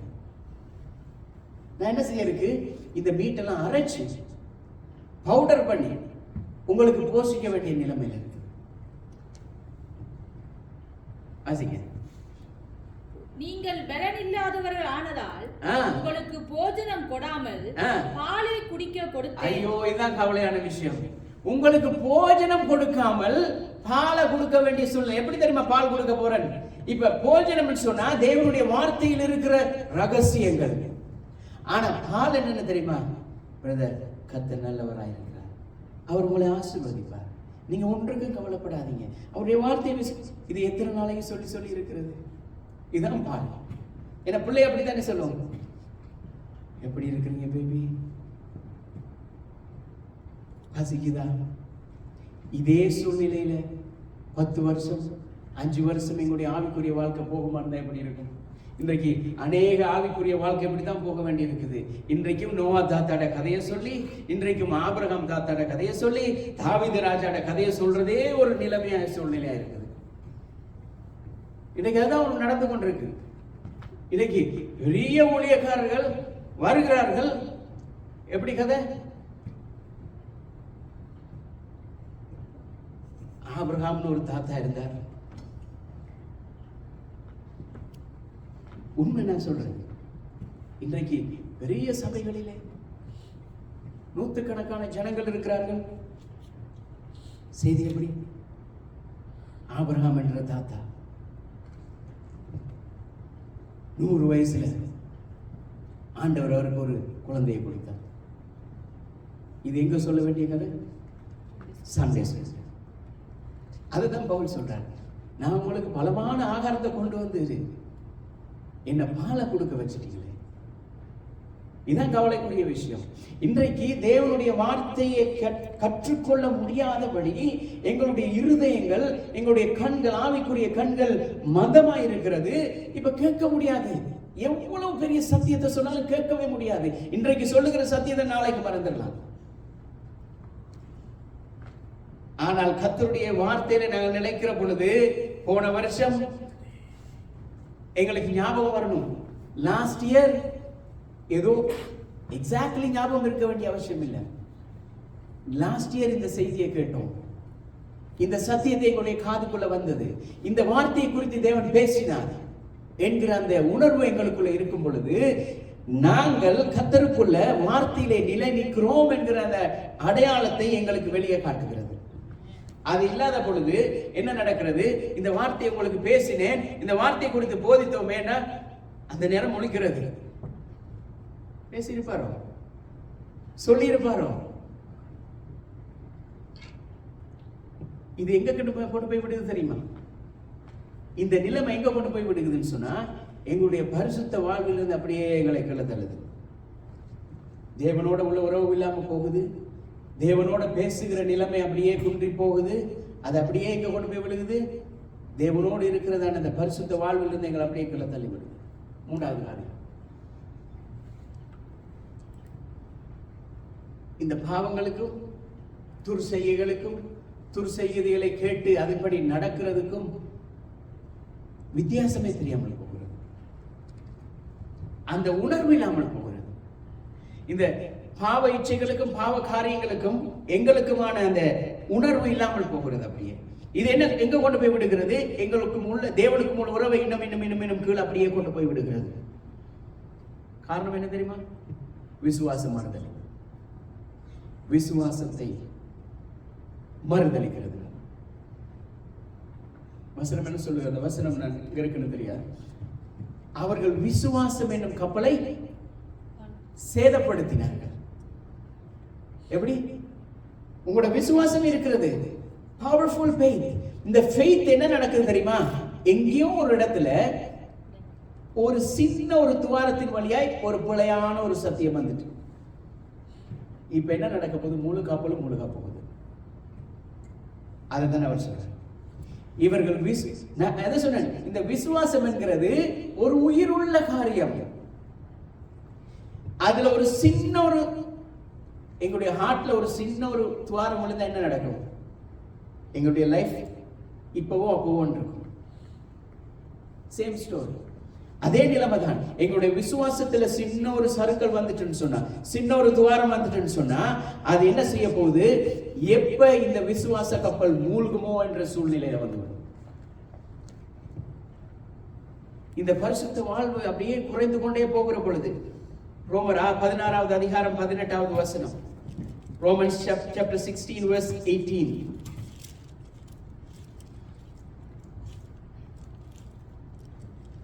அப்படிப்பட்டவர்கள் நம்முடைய கர்த்தராகிய இயேசு கிறிஸ்துவுக்கு ஊழியம் செய்யாமல் தங்கள் வயிற்றுக்கே ஊழியம் செய்து நயவசனிப்பாலும் இச்சக பேச்சினாலும் கபடில்லாதவர்களுடைய இருதயங்களை வஞ்சிக்கிறவர்களாயிருக்கிறார்கள். அது பாவம் என்று தெரிகிறது, தேவனுக்கு விருப்பம் இல்லாத காரியம் என்று தெரிகிறது, தேவனுக்கு விரோதமான செயல் என்கிறது தெரிகிறது. ஆனால் அது சாதாரணமாக மாறிவிடுகிறது. நாங்கள் தேவனுக்கு எதிர்த்து நிற்கிறோமே, தேவனுடைய காரியங்களுக்கு, தேவனுடைய வார்த்தைக்கு எதிர்த்து நிற்கிறோமே, இது பாவம். ஆனா அது சாதாரணமாக மாறிவிடுகிறது. இதுதான் எங்களுடைய பரிசுத்த வாழ்விலிருந்து எங்களை அப்படியே கீழே தள்ளுது. தெரியும், ஆனா இட்ஸ் ஓகே. இது எங்களுக்கு தெரிகிறது, இட்ஸ் ஓகே. எங்களை அடிமைத்தனத்துக்கு கொண்டு போய் விடுகிறது. பாவம் என்கிற அடிமைத்தனத்துக்குள்ள எல்லாமே கடைசி என்ன நடக்குது தெரியுமா? எல்லாமே எங்களுடைய வாழ்க்கையில தளவுகளாக மாறுகிறது. சகலமும் தளவுகளாக மாறுகிறது. இந்த அடிமைத்தனத்துக்குள்ள அப்படியே கொஞ்சம் கொஞ்சமா போய் கொண்டிருக்கிறோம். ஏனென்றால் எங்களுடைய விசுவாசம் என்கிற அந்த கப்பல் சேதமாகிவிட்டது. தேவனுடைய வார்த்தையோடு இருக்கிறதான அந்த ஐக்கியத்தில் இருக்கிற உறவு அப்படியே குறைந்து, இப்ப தேவனோடு பேச முடியாதபடி எங்களுடைய கண்களை காதுகளை திருப்பி விட்டு இப்ப என்ன செய்கிறோம்? எங்களுக்கும் தேவனுக்கும் உள்ள உறவு இல்லாமல் போய்விட்டது. எங்களுடைய சரீரத்திலே, எங்களுடைய உள்ளத்திலே, சிந்தனையிலே ஒரு பாவமான எண்ணங்கள், எங்க பிள்ளையான தேவனுக்கு விரோதமான காரியங்கள் எழும்புகிறது. இது என்ன செய்கிறது? எங்களை அப்படியே கீழே கொண்டு போய் விடுகிறது. இப்ப சாத்தானுக்கு அடிமைகளாக மாறுகிறோம். 2 தெசலோனிக்கேயர் 2வது அதிகாரம் 10வது வசனம் சொல்கிறது. 2 Thessalonians chapter 2 verse 10. கெட்டு போகிறவர்களுக்குள்ளே அநீதியினால் உண்டாகும் சகலவித வஞ்சகத்தோடும் இருக்கும் ரட்சிக்கப்படத்தக்கதாய் சத்தியத்தின் மேலுள்ள அன்பை அவர்கள் அங்கீகரியாமல் போடப்படினாலே அப்படி ஆகும். எதனால ஆகுதாம்? சத்தியத்தை அறிந்து கொள்ள முடியாமபடி அவர்கள் போனது நிமித்தமாய் இப்படி ஆகிறது. நீங்கள் தேவனோடு இருக்கிறது நேரம் இதெல்லாம் நடக்கிறது இல்ல. தேவனை விட்டு விலகி விலகி விலகி விலகி போகிற பொழுது, தேவனுக்கும் எங்களுக்கும் இருக்கிறதான உறவு அப்படியே துண்டித்து போகிற பொழுது அப்படியே விலகிறது. இதுதான் மிகப்பெரிய ஆபத்து. எங்களுடைய மனசாட்சி அப்படியே மறத்து போய்விடும். தேவனுடைய உணர்வு, தேவ உணர்வு, தேவ சிந்தை எங்களுக்குள்ள இல்லாமல் அப்படியே எங்களுடைய உணர்வு அப்படியே மறத்து போய் விடுகிறது. ஏனென்றால் அதுக்கு பிறகு யாரை நம்புறது? இப்படிதான் எங்களுடைய வாழ்க்கையில வருகிறது. இதை கடைசி இப்படிதான் சொல்லுவோம், யாரை நம்புறதுன்னே தெரியுது இல்ல பிரதர், யாரை நம்புறதுன்னே தெரியுது இல்ல சிஸ்டர்.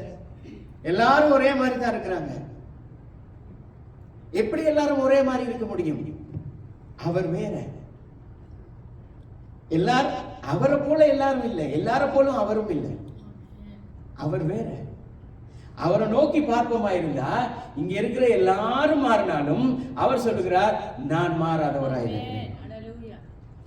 இந்த மாறாதவராய் இருக்கிறவரை ஏன் இவ்வளவு கஷ்டப்படுகிறோம் அறிந்து கொள்ளுகிறதுக்கு காரணம் என்னன்னு சொன்னால், அந்த வார்த்தையோடு இருக்கிற ஐக்கியத்தில் அப்படியே தவறுகிறோம்.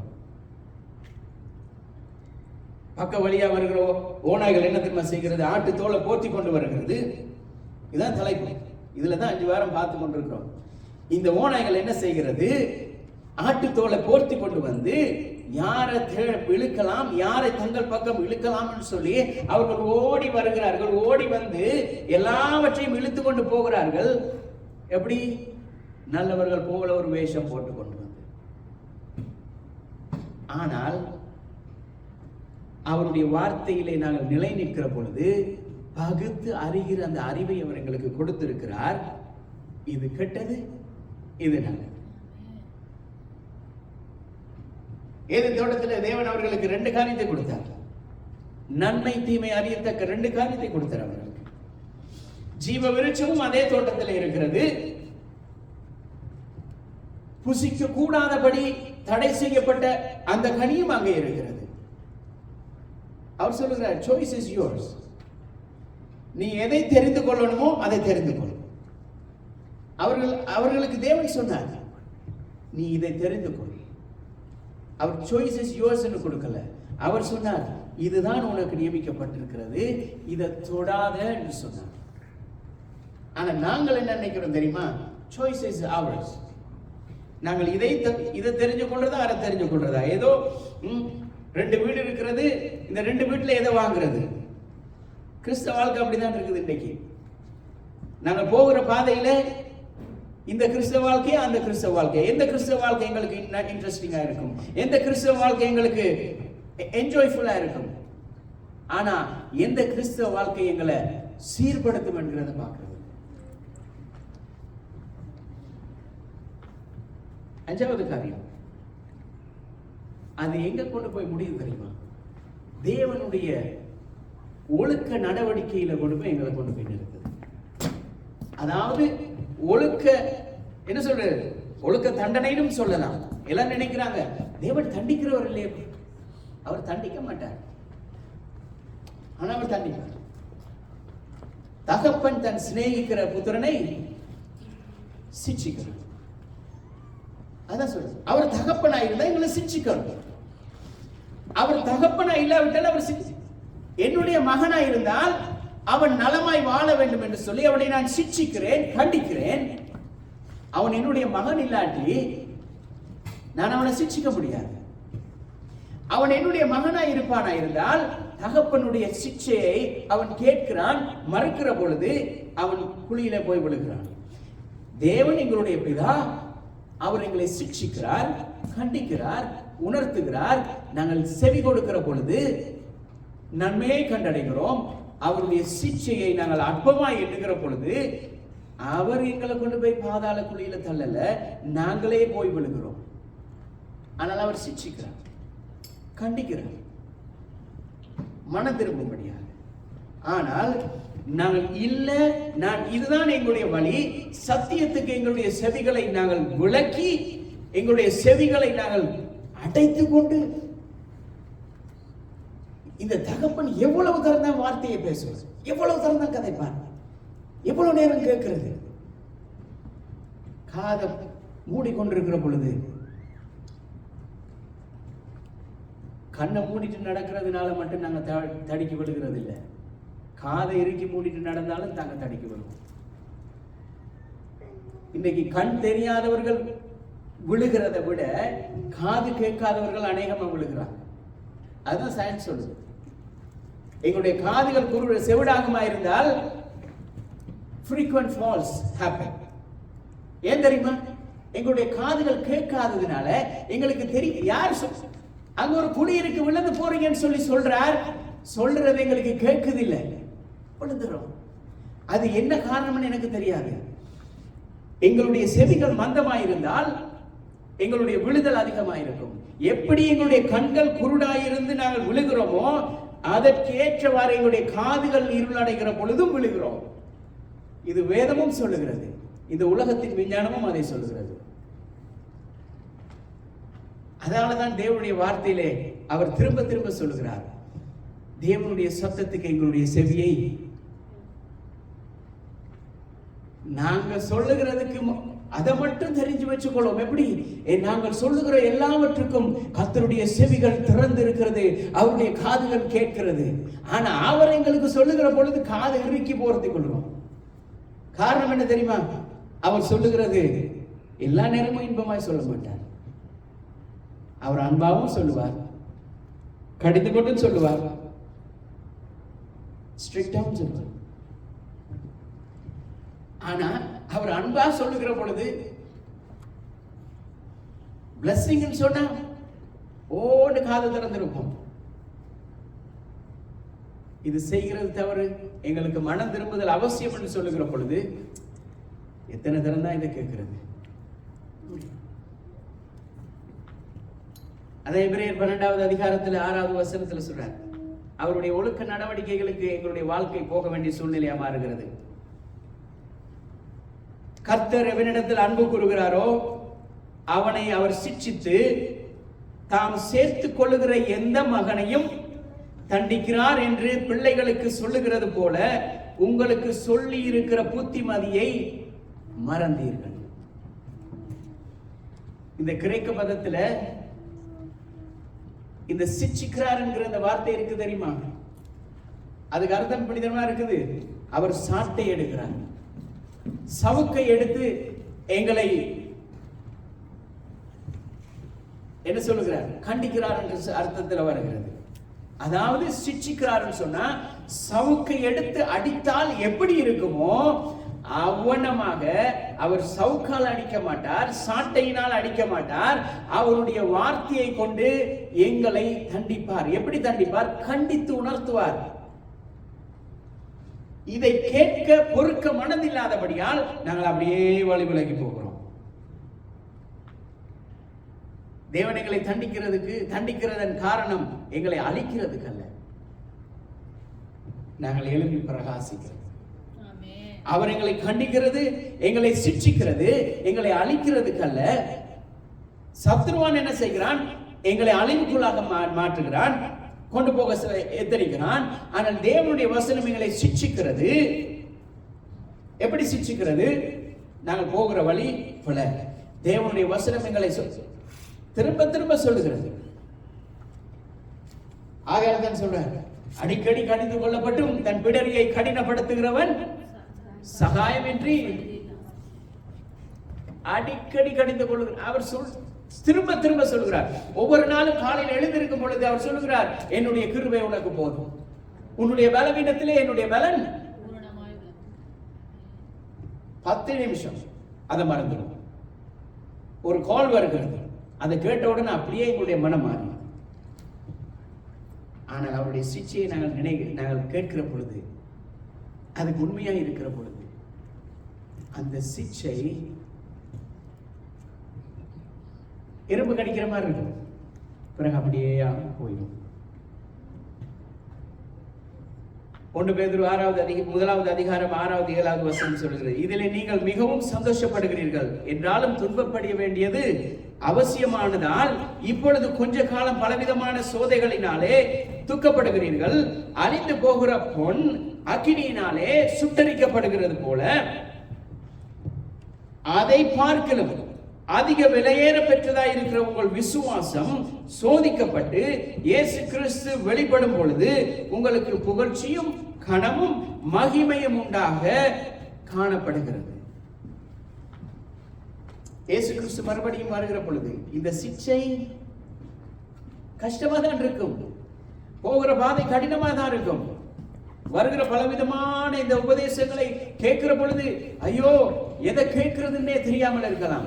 ஆனால் நாங்கள் சத்தியத்துக்கு செவி கொடுக்கிற பொழுது, அவருடைய வார்த்தையில நிலை நிற்கிற பொழுது, அவர் சிட்சிக்கிற மகனை அவர் நேசிக்கிறார். அவர் மறுபடி வருகிற பொழுது எங்களுக்கு என்னென்ன உண்டாகிறது?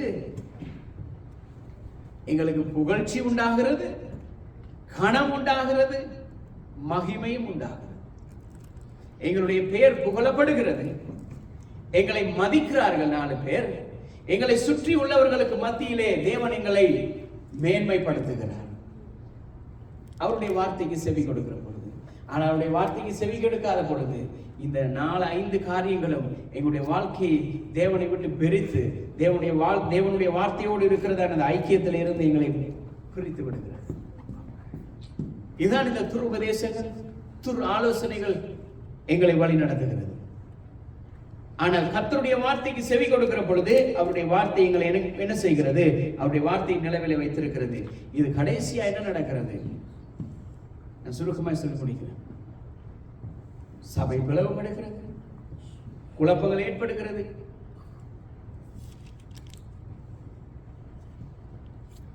யூதா ஒரே ஒரு புத்தகம், நாங்கள் போன வாரம் அதை பார்த்தோம். ஒரே ஒரு புத்தகம். அந்த ஒரு புத்தகத்துல நல்லதா 4 வார்த்தை எழுதலாம்னு சொல்லி பார்த்தா அவர் எப்படி தொடங்குறாரு தெரியுமா? நல்லதா 4 வார்த்தை சொல்லிட்டு கடிந்து கொள்றார், எச்சரிக்கிறார். ஒரே அதிகாரம், ஒரே புத்தகம், ஒரே அதிகாரம், பிளாஸ்ட். அப்படிதான் எழுதுறாரு. முடிவுல எப்படி தெரியுமா இருக்குது? கர்த்தருக்கு ஸ்தோத்திரம், கர்த்தர் உங்களை ஆசீர்வதிப்பார். பிளஸிங்கோட முடிக்கிறார், கடிந்து கொள்றார், எச்சரிக்கிறார், முடிக்கக்குள்ள பிளஸிங்கோட முடிக்கிறார். இந்த ஆவிக்குரிய வாழ்க்கையில நாங்கள் விழுந்து போகிற பொழுது தேவனுக்கும் எங்களுக்கும் இருக்கிற உறவு பிழையான உபதேசங்களை செவி கொடுத்து அதன்படி அவர்களுக்கு பின்பலாக ஓடுகிற பொழுது எங்களுடைய அகங்காரத்தை அது வளர்க்கிறது, பிரிவினைகளை உண்டாக்குறது. எங்களுக்கு தேவனுக்கும் எங்களுக்கும் இருக்கிற அன்பையும் எங்களுக்கும் மற்றவர்களுக்கும் இருக்கிற அன்பையும் அப்படியே குளிரடைய செய்கிறது. சபையினுடைய ஒற்றுமையை குலைக்கிறது. ஆனால் அவருடைய பிள்ளைகளாகி நாங்கள் அவருடைய வார்த்தைக்கு செவி கொடுத்து நிற்கிற பொழுது அவர் எங்களை கண்மணியில கொண்டு போய் நிறுத்தி எல்லாருக்கும் முன்பதாக எங்களை கனப்படுத்தி மகிமையின் கிரீடத்தை எங்களுக்கு கொடுக்கிறார். இந்த வருஷம்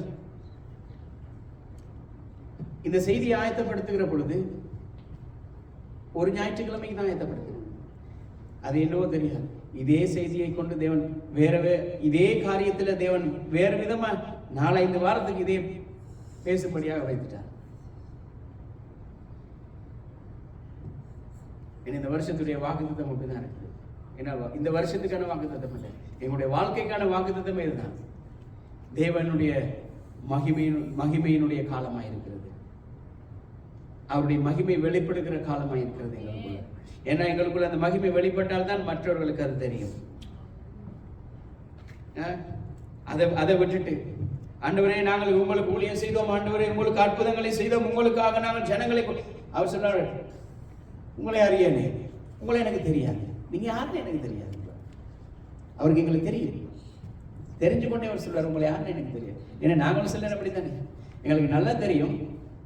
ஆனா ஏதாவது ஒரு காரியத்துல எங்களுக்கும் அவருக்கு இடையில ஏதோ ஒரு காரியம் இருக்குமா இருந்தா இல்லையா பிரதர், உங்களை கண்டதே இல்லையே, உங்களை கண்டதே இல்லையா சிஸ்டர். ஆண்டவர் சொல்வார் எப்ப கண்டு, எப்ப வந்தீங்க, எனக்காக ஊழியம் செஞ்சீங்க, ஓ நான் கண்டதே இல்லை.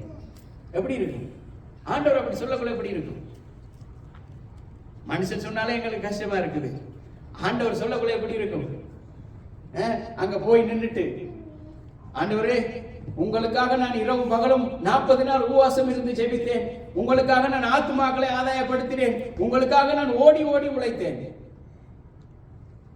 இவ்வளவு ஓடி ஓடி உழைத்தோம், அங்க போய் அவர் எங்களுக்கு தெரியாதுன்னு சொல்லிட்டாருன்னு சொன்னா அது எப்படி இருக்கும்? இங்க எவ்வளவு கஷ்டப்பட்டும் ஒன்றுக்கும் பிரயோஜனம் இல்லாமல் போயிடும்.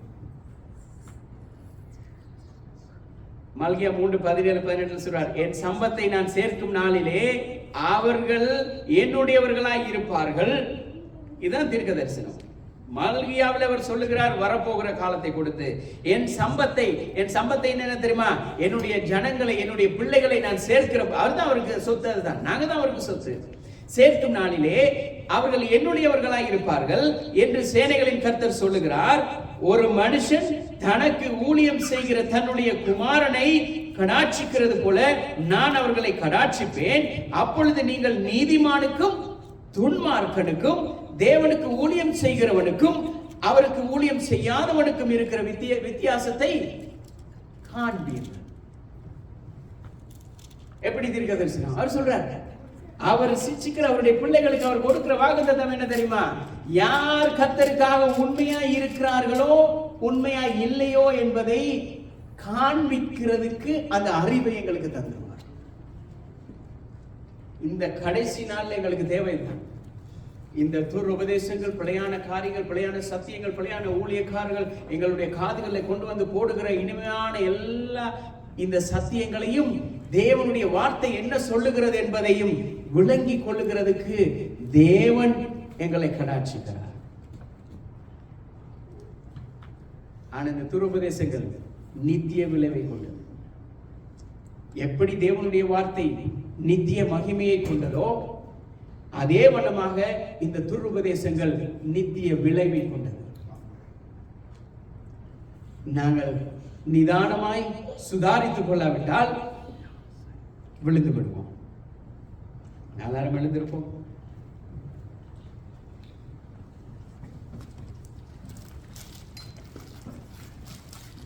தேவனுடைய வசனம் எங்களுடைய வாழ்க்கைக்கு இல்லாவிட்டால், தேவனுடைய வார்த்தை அதான் சொல்றார், உங்களுடைய வசனம் என் கால்களுக்கு தீபமும் என் காதைக்கு வெளிச்சமுமாய் இருக்கிறது. தேவனுடைய வார்த்தை எங்களுடைய வாழ்க்கைக்கு வெளிச்சமாய் இல்லாவிட்டால் நாங்கள் வாழ்கிற வாழ்க்கைக்கு அர்த்தமே இல்லாமல் போய்விடும்.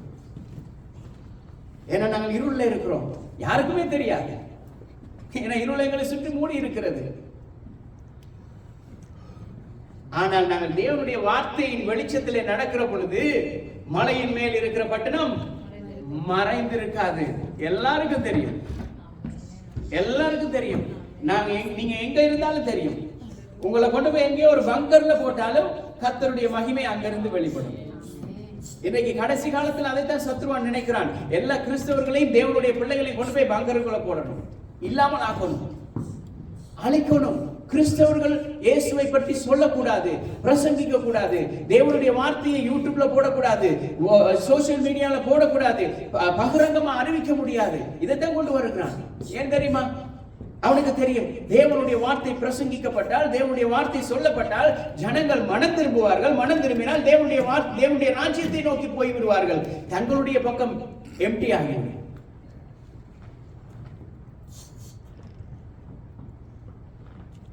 கர்த்தாவே, உம்முடைய கரத்தில் வருகிறோம். நீர் எங்களுக்கு உம்முடைய வசனத்தை அனுப்பி, உம்முடைய வசனத்திலே நீர் சொல்லி இருக்கிறீர், நான் உனக்கு போதித்து நீ நடக்க வேண்டிய வழியை உனக்கு காட்டுவேன், உன் மேல் என் கண்ணை வைத்து உனக்கு ஆலோசனை சொல்லுவேன். கர்த்தாவே, உம்முடைய வசனம் சொல்லுகிறபடி ஒவ்வொரு நாளும் நாங்கள் நடக்க வேண்டிய வழியை நீர் எங்களுக்கு காட்டி உம்முடைய வழியில எங்களை நடத்துகிறதுக்காக உங்களுக்கு நன்றி செலுத்துகிறோம். எங்கள் மேல் கண்களை வைத்து நீர் எங்களுக்கு ஆலோசனை சொல்லுகிறதுக்காக உங்களுக்கு நன்றி செலுத்துகிறோம். அப்பா கர்த்தாவே, இந்த பொல்லாத உலகத்திலே வாழ்கிற எங்களுக்கு உம்முடைய வசனத்தினுடைய ஆதாரம், உம்முடைய வசனத்தினுடைய வெளிச்சம் எங்களுக்கு இல்லாவிட்டால் எங்களால ஒரு அடியும் நடக்க முடியாதப்பா. உம்முடைய வசனம் எங்களை நடத்துகிறதுக்காக நன்றி. உம்முடைய வசனம் எங்களை தேற்றுகிறதுக்காக நன்றி. உம்முடைய வசனம் எங்களை ஆறுதல் படுத்துகிறதுக்காக நன்றி. உம்முடைய வசனம் எங்களை அரவணைக்கிறதுக்காக நன்றி செலுத்துகிறோம். உம்முடைய வசனமானது எங்களது அனுதினமும் தட்டி எழுப்புகிறதுக்காக நன்றி அப்பா. கர்த்தாவே, உம்முடைய வார்த்தையின் நிழலிலே நிற்க நீர் எங்களுக்கு கிருபை செய்வீராக. உம்முடைய வசனத்தில் இன்னும் வேறொன்றி நிற்க எங்களுக்கு கிருபை செய்வீராக. கர்த்தாவே, நாங்கள் நீர்க்கால்கள் ஓரமாய் நடப்பட்ட மரத்தை போல உம்முடைய ஜீவ ஊற்றண்டையிலே நாங்கள் எங்களுடைய வேர்களை விட்டு செழித்தோங்க நீர் கிருபை செய்கிறதுக்காக நன்றி அப்பா. கர்த்தாவே, உம்முடைய கரங்களில் ஒப்புக் கொடுக்கிறோம். இந்த நாளிலும் நீர் எங்களோடு பேசினதுக்காக நன்றி. கர்த்தாவே, இந்த வார்த்தையானது 100 மடங்கு பலன் கொடுக்கத்தக்கதாக அநேகருடைய வாழ்க்கையிலே நீர் மாற்றத்தை உண்டு பண்ணும்படியாக ஜெபிக்கிறோம். கர்த்தாவே, இந்த நாளை எங்களுக்கு தந்ததுக்காக நன்றி. தொடர்ந்து உம்முடைய கிருபையினால் நீங்கள் நடத்துங்கப்பா. உம்முடைய வல்லக்கரம் எங்களை நடத்துகிறதுக்காக நன்றி. இயேசுவின் நாமத்தில் ஜெபிக்கிறோம் நல்ல பிதாவே. ஆமென். கர்த்தர் ஒவ்வொருவரையும் ஆசீர்வதிப்பாராக. நீங்கள் இந்த செய்திகள் மற்ற பகுதியில் நீங்கள் ஆன்லைனில் போனீங்கன்னு சொன்னால் இந்த யூடியூப்பில் பார்க்கலாம். வராதவர்களும் நீங்கள் அதில் இந்த வாரத்துக்கான காரியத்தை நீங்கள் பார்த்து கொள்ளலாம். கர்த்தர் ஒவ்வொருவரையும் ஆசீர்வதிப்பாராக. கர்த்தருக்காக, அவருடைய ராஜ்யத்துக்காக விதைக்கிற எங்களை கர்த்தர் ஆசீர்வதிப்பார். ஒவ்வொருவருடைய செய்கை, எங்களுடைய கர்த்தருக்காக நாங்கள் செயல்படுகிற ஒவ்வொரு காரியத்தை நிமித்தமாய் கர்த்தர் எங்களை உயர்ந்த அடைக்கலத்தில் வைக்கிறார். அவருக்காக நாங்கள் எதை விதைக்கிறோமோ, எங்களுடைய நேரத்தை, எங்களுடைய காரியங்களை, எங்களுடைய ஊழியங்களிலே எவ்வளவுக்கு கர்த்தருக்காக நாங்கள் அர்ப்பணிக்கிறோமோ அதனுடைய பலன் அவரோடு கூட எங்களுக்கு வருகிறது. எவ்வளவுக்கு எவ்வளவு நாங்கள் கர்த்தருக்காக எங்களை அர்ப்பணிக்கிறோமோ அவ்வளவுக்கு அவ்வளவு கர்த்தருடைய பலன் எங்களுக்கு அவரோடு கூட வருகிறது. எல்லாருமே கர்த்தருக்கு நன்றி செலுத்தினார்கள். அப்படி சமூகத்தில் எங்களை ஒப்புக்கொள்கிறோம். கர்த்தாவே, மறுபடியும் உங்களுக்கு நன்றி செலுத்துகிறோம். நீர் எங்களை நினைத்திருக்கிறீர், நீர் எங்களை ஆசீர்வதிக்கிறதுக்காக நன்றி. நீர் எங்களை நினைத்திருக்கிறீர், எங்களை உயர்த்துகிறதுக்காக நன்றி. இந்த நாள் கர்த்தர் நீர் எங்களுக்கு உண்டு பண்ணி தந்திருக்கிறீர், உம்முடைய நாமத்தை உயர்த்தும்படியாக. கர்த்தாவே, உம்முடைய கரங்களில் ஒப்புக் கொடுக்கிறோம். நீங்க நடத்துங்கப்பா. உம்முடைய பிரசன்னத்தினாலே மூடிக்கொள்ளுங்க. வந்த பிள்ளைகளுக்காக ஜெபிக்கிறோம். உம்முடைய பிள்ளைகளை நாங்கள் காண கொடுத்த உம்முடைய கிருபைக்காக நன்றி. சூழ்நிலைகள், காலநிலைகள் மாறி இருக்கலாம், ஆனாலும் கர்த்தர் நீர் மாறாதவர். எங்களை இந்த இடத்திலே கொண்டு வந்து சேர்த்தீர். உம்முடைய நாமத்தை உயர்த்தும்படியாக வைத்தீரப்பா. அதை போல ஒரு சந்தோஷம் எங்களுக்கு வேற எதுவுமே இல்லை. இதை போல ஒரு உன்னதமான காரியம் இந்த பூமியில வேற எதுவும் இல்லப்பா. கர்த்தாவே, இந்த சுவிசேஷமானது இந்த பூமி எங்கும், இந்த பிராட்ஃபோர்ட் தேசம் எங்கும், கர்த்தாவே, இந்த பிராட்ஃபோர்ட் தேசத்தை சுற்றிலும் இருக்கிற ஒவ்வொரு எல்லைகளிலும் உம்முடைய பிரசன்னம், உம்முடைய நாமம் வெளியரங்கமாகும்படியாக ஜெபிக்கிறோம் அப்பா. உம்முடைய நாமம் வெளியரங்கமாகும்படியாக ஜெபிக்கிறோம் அப்பா. இயேசுவின் நாமத்தில் ஒப்புக் கொடுக்கிறோம். மறுபடியும் உம்முடைய சமூகத்தில் நாங்கள் இப்படி கூடி உம்முடைய நாமத்தை உயர்த்தும் வரை உம்முடைய பிரசன்னம், உம்முடைய சமூகம் எங்களோடு கூட இருந்து உம்முடைய வார்த்தையின் நிலையிலே எங்களை நீங்கள் மறைத்துக் கொள்ளும்படியாக இயேசுவின் நாமத்தில் ஒப்புக் கொடுத்து ஜெபிக்கிறோம் நல்ல பிதாவே. ஆமென். எல்லாருமே சேர்ந்து சொல்லுவோம். என் ஆத்துமாவே கர்த்தரை ஸ்தோத்திரி, என் முழு உலமையால் பரிசுத்த நாமத்தையே ஸ்தோத்திரி. என் ஆத்துமாவே கர்த்தரையே ஸ்தோத்திரி. அவர் செய்யும் சகல உபகாரங்களையும் மறவாதே. நம்முடைய கர்த்தராகிய இயேசு கிறிஸ்துவினுடைய கிருபையும் தேவனுடைய அன்பும் பரிசுத்த ஆவியானவருடைய அந்யோன்ய ஐக்கியமும் எங்கள் அனைவரோடு கூட இருந்து நடத்துவதாக. ஆமென். கர்த்தர் ஒவ்வொருவரையும் ஆசீர்வதிப்பாராக. கர்த்தருடைய நாமத்துக்கே மகிமை உண்டாகும். அவர் ஒருவரே இந்த பூமியிலே புகழப்படத்தக்கவர்.